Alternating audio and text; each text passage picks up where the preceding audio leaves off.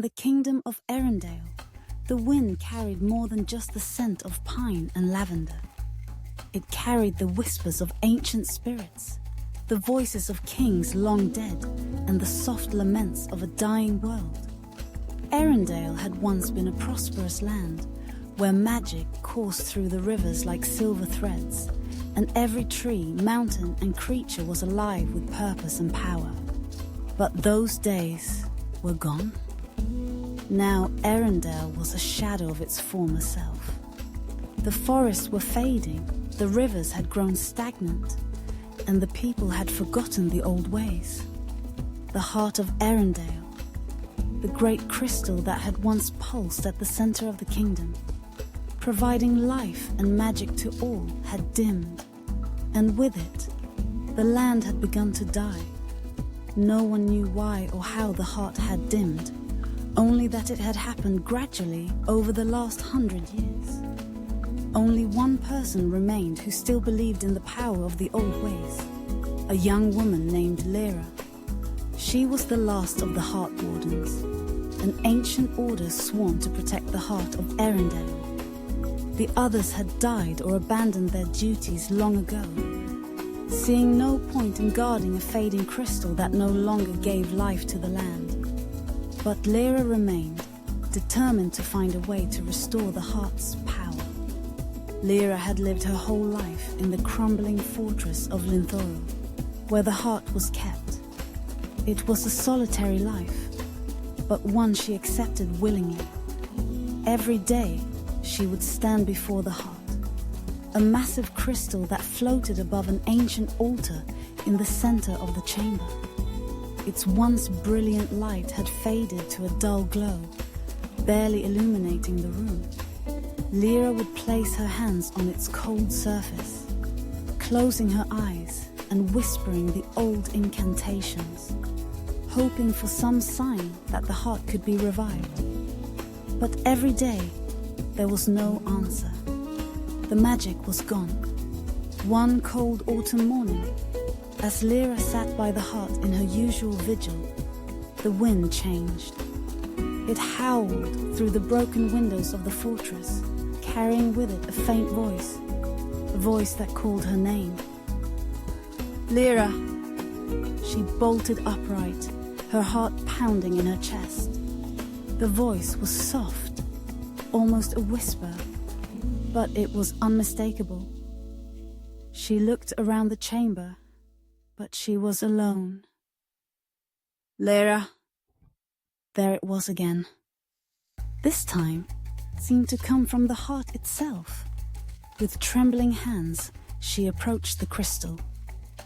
As she reached out, the dull glow of the heart flickered, just for a moment. Lyra gasped, pulling her hand back in shock. "Who are you?" she whispered, her voice barely audible in the echoing chamber. For a moment, there was only silence. Then the voice spoke again, soft but insistent. "I am the last of the ancient ones. The time has come to save Erendale. But you cannot do it alone." Lyra's mind raced. The ancient ones were the first beings to walk the land of Erendale, said to be the creators of the heart and the guardians of the kingdom's magic. But they had vanished long ago, leaving only their legends behind. "How do I restore the heart?" she asked, stepping closer to the crystal, her breath visible in the cold air. "You must seek the tears of Elion, the source of all life," the voice replied. "Without them, the heart cannot be healed." Lyra had heard of the tears of Elion in ancient tales, but she had never imagined they were real. The tears were said to be the essence of the goddess Elion, who had wept for the suffering of the world in its earliest days, and from her tears the first magic had flowed. But those tears were lost to time, scattered across the land, hidden in places no one knew. "Where do I find them?" she asked, her voice shaking with both fear and hope. The tears are hidden in the caverns of Erendale, beneath the mountains to the north.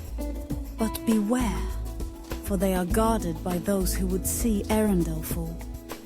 The caverns of Erendale were a place of legend, deep beneath the frost-peaked mountains, where no one dared to venture.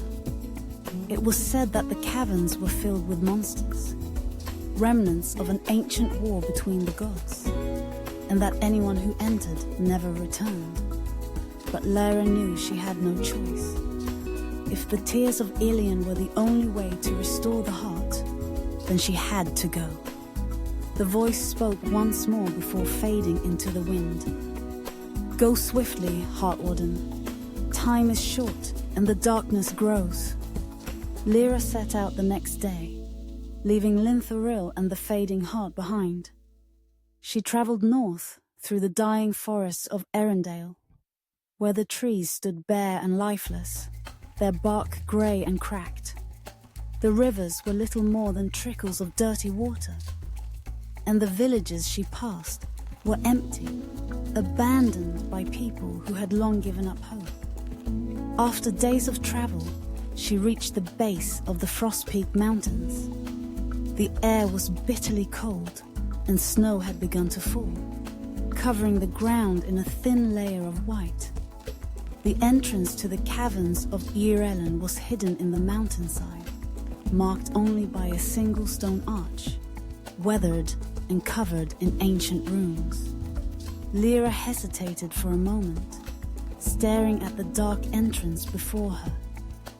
She had come this far, but the stories of what lay inside the caverns filled her with dread. She could almost hear the whispers of the monsters that lurked within, waiting for any foolish enough to enter. But there was no turning back. Erendale was dying, and if she didn't find the tears of Eladion, it would be lost forever.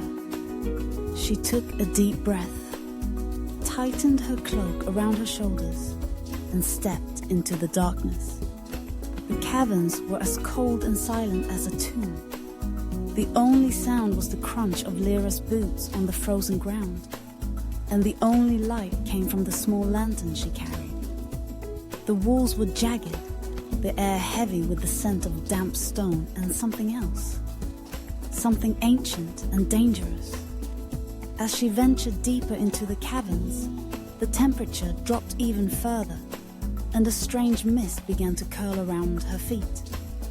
She could feel the presence of something watching her, though she saw no movement in the shadows. Then, suddenly, the ground beneath her feet gave way.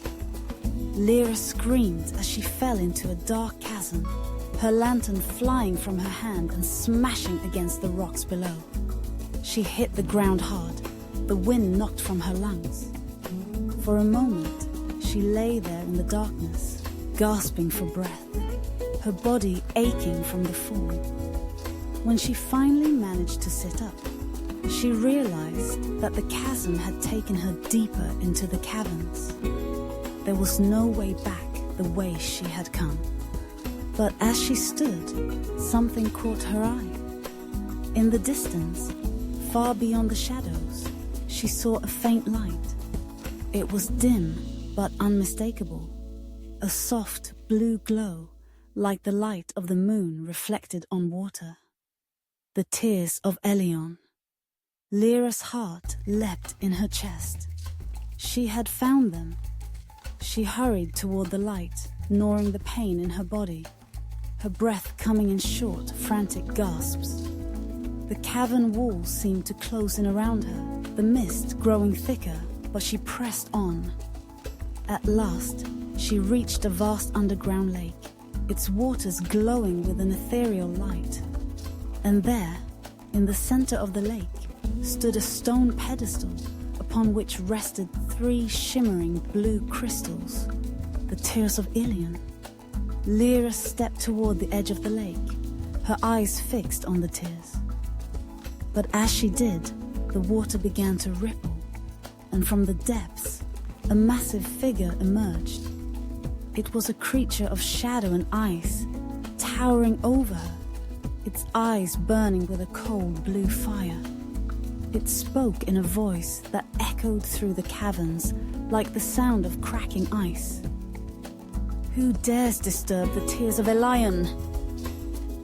Lyra's heart pounded in her chest, but she stood her ground.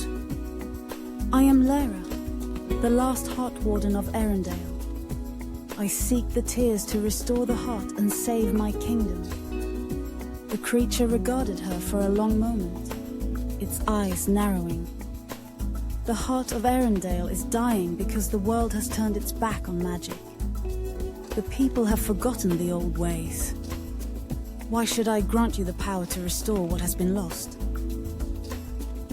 Lyra swallowed, her throat dry. Because there is still hope. I have not forgotten. I still believe in the magic of Erendale, and I will not let it fade. For a moment the creature said nothing. Then, slowly, it lowered its head. Very well, Heart Warden, but know this. The power of the tears is not without cost. You must give a part of yourself to restore the heart. I will pay any price, Lyra said without hesitation.